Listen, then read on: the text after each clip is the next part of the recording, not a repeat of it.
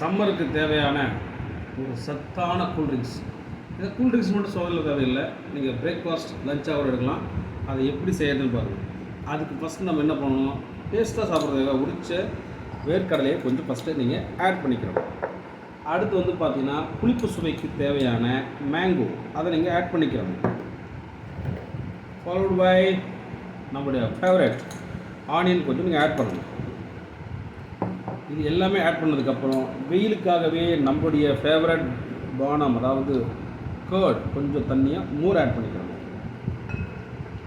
இது எல்லாமே ஆட் பண்ணி முடிஞ்சு இது எல்லாத்துக்கும் தேவையான சத்தான ஒரு கம்பங்கூழ் மிக்ஸ் பண்ணிவிட்டு எல்லாத்தையும் நீங்கள் நல்லா மிக்ஸ் பண்ணணும். சால்ட் உங்களுடைய தேவைக்கு ஏற்ற மாதிரி நீங்கள் பண்ணிக்கோங்க. வத்தலோட சாப்பிடுங்க.